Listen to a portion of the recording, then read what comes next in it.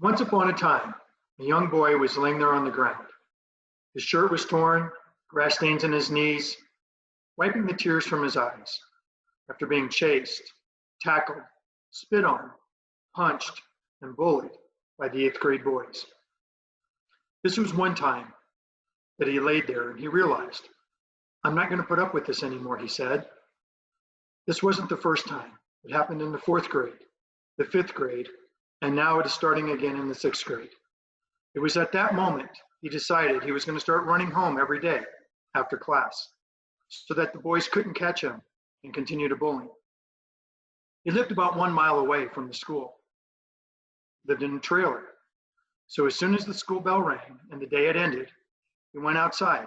Instead of waiting for the bus, he began to run home, running 1 mile every day, day after day after day. That proved that he could be whatever he wanted to be. He didn't need to be bullied any longer.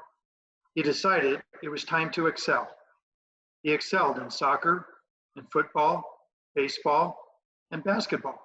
In the sixth grade, he started on the eighth grade team. He was an all-around athlete. But the thing that he fell in love with the most was running that 1 mile every day from school to home. The mile became the race of his love. He ran undefeated from the seventh grade, eighth grade, all the way until junior in college. As he qualified for the Junior Olympics, he went on to qualify for the US Olympics, but then they boycotted and he didn't go. It was track that became his love, running, running, and running. What it taught him was how to overcome mental challenges. As he ran, he would have to sing songs in his head. He would have to put markers out and say, if I could just get to the next line. Have to push through the pain in the legs, push through the pain, push through the mental games. It was track that he excelled in. But as he went to college and tried to find a way, he wanted to be a corporate attorney. That plan didn't work out.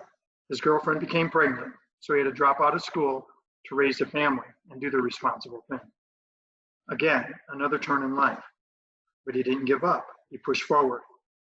As he began to work in the cable industry, he was on track to be a manager for Warner Cable, only for the cable company to sell and that opportunity to be whisked away. He got involved in ministry and then into insurance. Began to sell $5,000 and $10,000 base amount life insurance door to door in Ferguson, Missouri, and then go back every month and collect the premiums. After about 3 months in to doing the job, had to deliver the first death claim check. It was to a mother who had lost her 7-year-old in a drive-by shooting.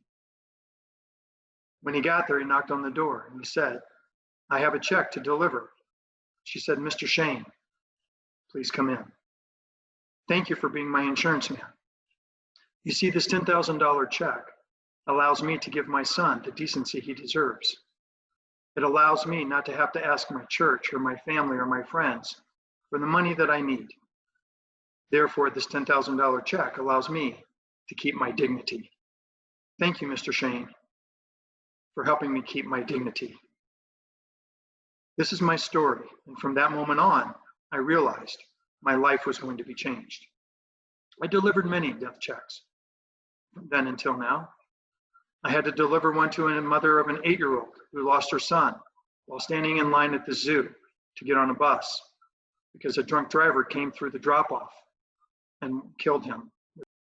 I had to deliver a check to a mother who lost her 2 sons, one who was a junior in high school and one who was a senior.